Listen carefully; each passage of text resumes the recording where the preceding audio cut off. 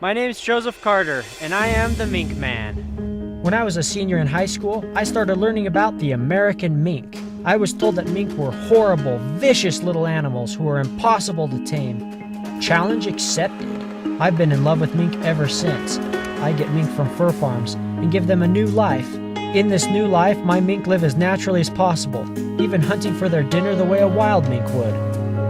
So come join me on my adventures as we learn more about this intense little predator, the amazing American mink.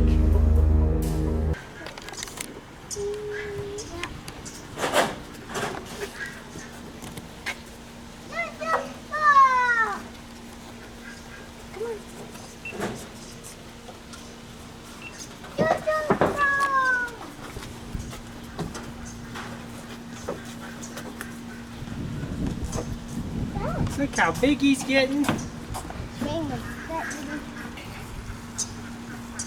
Look how big he is. He's like a little bear to you, huh? Okay, shall we go take him swimming?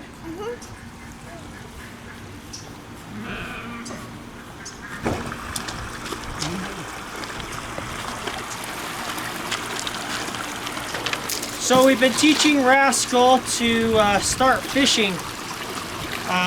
What we do is we've got little crayfish that have taken over our pond. When we water our grass, we use irrigation water, which comes from the canal. And so every now and then we have crayfish in our lawn crawling around. So my guess is the crayfish have just inhabited our pond that way.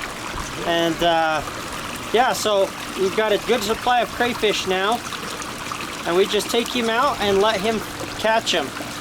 We take this opportunity, however, to teach him to follow directions. So basically us throwing a pebble and him knowing that's where a crayfish is hiding. He's just about at the point now where we can start fishing with him in nature. But we're going to demonstrate how we trained him to follow instructions or directions to where the crayfish is. And then pretty soon here we're going to start fishing with him. Unfortunately, he's not used to this camera, so as you see, all he wants to do is play with the GoPro, so it'll take a minute before he'll finally ignore it. You also might notice we have a few fish in here that we're going to use to teach him to catch fish as well. But he's young enough that catching fish are quite difficult for him in an open body of water like this. He looks like a little otter when he does that. Goes up with his stick. Yeah.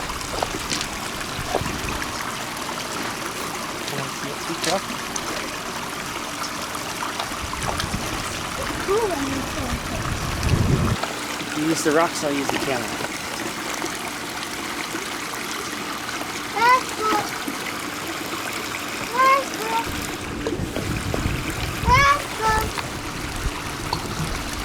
Wait, Olive, he's not paying attention. You gotta wait till he's paying attention. And you don't say Rascal, you say here. Wait till he's looking at us. He's totally distracted right now. Wait. If you have extra rocks, get some more rocks. He's really distracted. Okay, now wait till he's... Okay, there you go. Throw it. Here.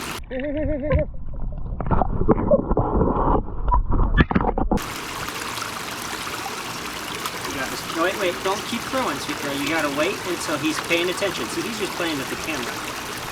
You gotta wait. Okay, now when he's looking at you, because he can't see you under the water. Okay, wait till he's looking at you. There you go, right now. Good job. He's just being silly. I thought they see on you. They can, but it's harder for him to notice you threw the rock because he's distracted. Oh, we got it. Or you can eat.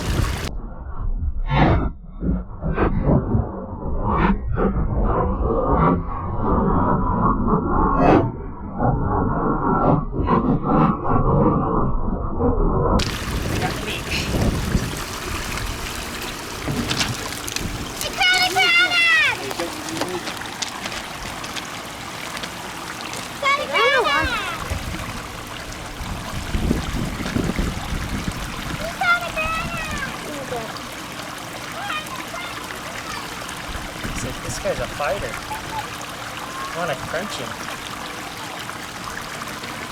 should I turn him around? Just leave him, let him mess with it till he wants to eat the meat. He's battling it out with this crawdad. He's like, you stop it. He's like, it's still alive. I gotta kill it first, then I'll eat my meat.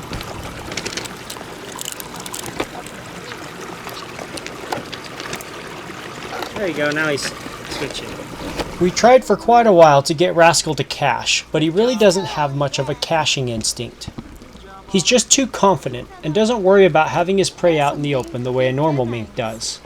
So we've given up on teaching Rascal to cache, and instead we're just trading him for meat for whatever he catches, similar to how you would a bird of prey in falconry. So a couple days ago, I started teaching Wyatt to cache out of a pipe. Now, I really should have showed you guys this from the first day, but unfortunately Maggie was busy. She wasn't able to help me film, so we didn't get this filmed the first couple times we tried it. She had a couple problems wanting to take it away, but the last few times she's done it perfectly, or he has done it perfectly. I don't know why I'm calling Wyatt a she.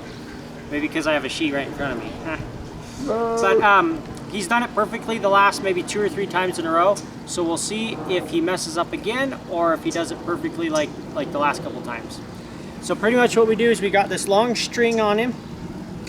This is just a dead rat. The reason for the long string is he might not try and take it out. So I'll run you through all the typical scenarios. You put the rat in, you slide it down just like a foot, so the rats are right about here. Then I take this towel and I stuff it in there, tight enough that he can't move it very easily, but loose enough that this string can easily be pulled. So I pull it and it's really easy to pull, so it's just right. So the idea is, let's say Wyatt, went down and he didn't pull the rat out. Let's say he just started eating it down in the tube. You have this string and you can start tugging it to make him feel like it's going to be taken away, which the natural reaction is for them to pull away from the pressure, so he will then pull it away. That's why it's important that you've got a few inches here where you can pull it towards you. You don't want it all the way snug against that towel. You want it, maybe 1/3 or 1/4 of the way down the pipe, so you've got some room to pull it. Next scenario is he does pull it, but he only pulls it halfway out. Same thing, you just give a few tugs. That will cause him to want to pull it out of the pipe. The next possible scenario that doesn't go the way you want is, instead of taking it to the box, he takes off across the yard. Well, you've got a nice long string so you can easily grab it, and then from there control the situation and get him to take it back to the box. Hopefully none of that will happen and he'll just do it perfectly. Like I said, the last probably 3 times in a row he's done it perfectly, so let's see how he does.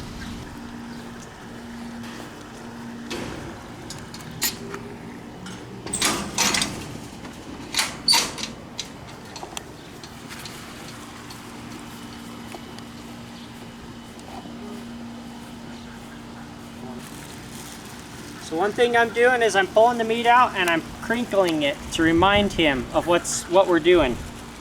Remind him that I have the food, and there's only one way he's going to get that food, which is he goes and brings me the rat.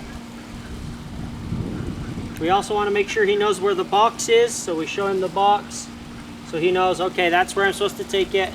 You've got the food.